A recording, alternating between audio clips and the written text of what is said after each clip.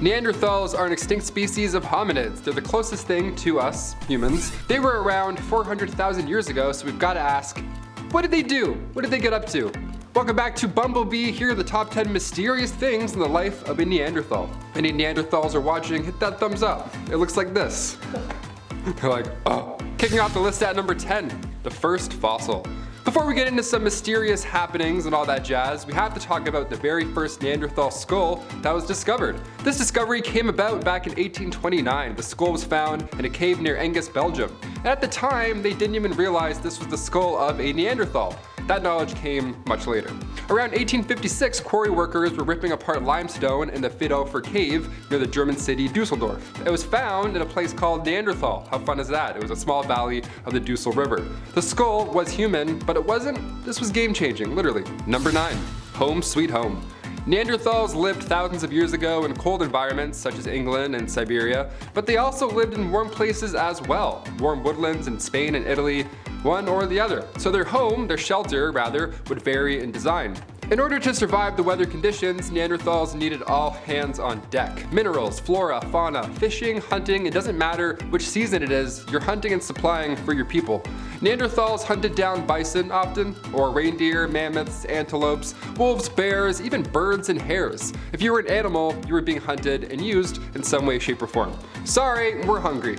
Neanderthals created tools to help them hunt. If they were in an area surrounded by flocks of birds, they crafted arrows. If they were near wild bison, they crafted spears. But they would just yuck. They would adapt their game. Number 8, craftsmen. Doesn't matter how far back you go, art will always be around in some way, shape, or literal form. Neanderthal craftsmen would carry with them a pouch, and in that pouch it includes lithic flakes, sharp rock flakes to cut anything, scrapers would be used to cut animal meat or carve wood, pressure tools were also in there as well to sharpen the, other tools I just mentioned. Just tools for tools in a big old pouch. Neanderthals would use hard rock knapping and use striking techniques, and sometimes they would carve art.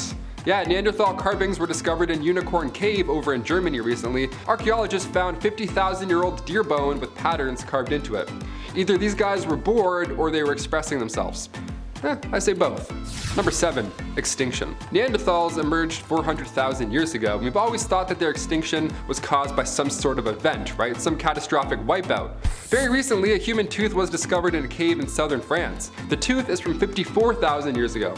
Now, this is important. We've always thought that Neanderthals went extinct 40,000 years ago when modern humans started rolling around.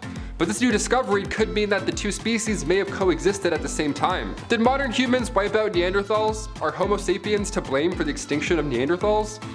Ooh. Meanwhile, I'm over here like, hey, hit that thumbs up button. What's up, gang? Cheers. For wiping out people and gangs and civilizations. I'm like, oh, I'm just asking you to subscribe, please.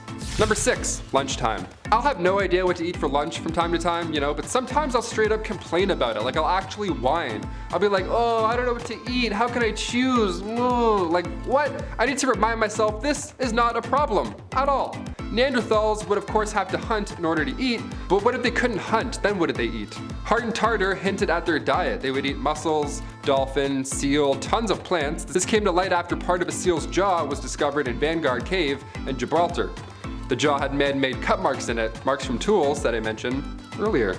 It's all coming together. See, we're starting to figure out Neanderthals as a unit. This is what we're here for. Number 5, more art.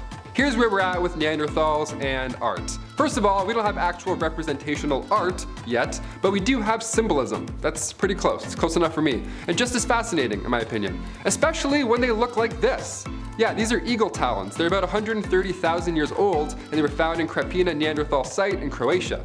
Researchers believe they were part of a jewelry set, like earrings, or maybe it was part of a necklace or something like that. I couldn't even make this now with a YouTube tutorial. You know what I mean? Like, how impressive is this?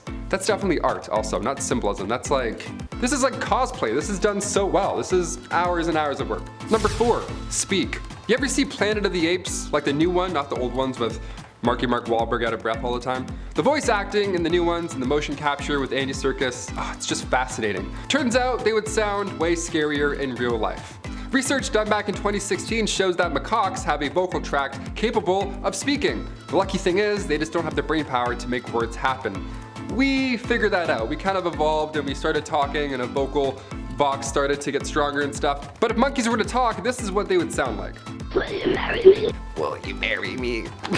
Imagine a macaque saying that to you. I would be like, no thank you, sorry sir. Yeah, Neanderthals probably sounded like this. Will you marry me? That thing is so scary. I was fine before I heard this. I didn't want to know what they sounded like, but I couldn't help myself. So now you have to suffer along with me.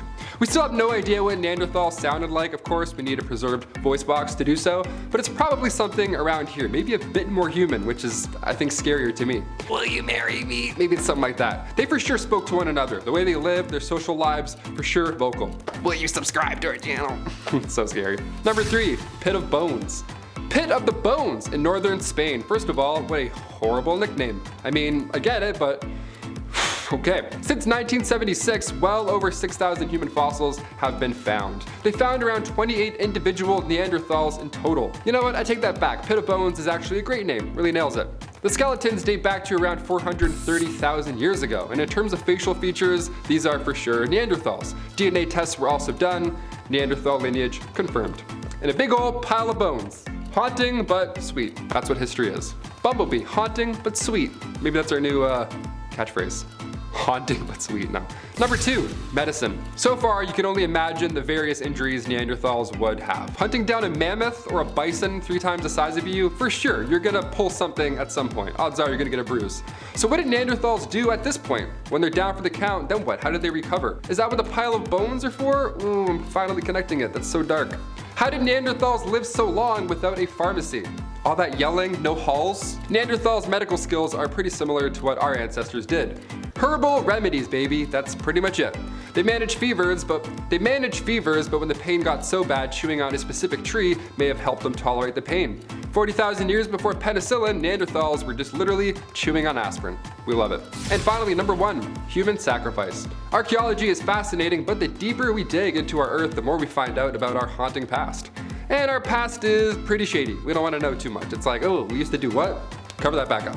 Usually these findings are horrible. Not too long ago, we found the remains of a 3,000-year-old skeleton in Greece. And they found this skeleton on the side of Mount Lycaon, which historians know is the site of animal sacrifice for Zeus. For Zeus, the fucking Zeus. Ancient writers mentioned this site and how human sacrifice was also at play here, and now thanks to technology, we can confirm that this is indeed the case. We scanned it and we're like, oh yeah, for sure, this is not an accident. The upper part of the skull was missing, and the body was laid out on 2 lines of stones, with stone slabs laid on their pelvis. We look at Greece, of course, as the birthplace of philosophy, democracy, and the 100-meter hurdles and all that jazz, but they also did some sacrifice in their early human days. And their time off, when they weren't slamming weak Merlot. Science has allowed us to look all over the world too, not just Greece. Ancient Egyptians and Aztecs. Sometimes after Mayan ball games way back in the day, the losing team would be sacrificed. That would suck. Good game, good game, good game, good game. Guys, those are the top 10 mysterious things in the life of a Neanderthal. If you liked it, comment down below and a part 2 will come your way. I've been Taylor McWaters and I'll see you next time. Peace.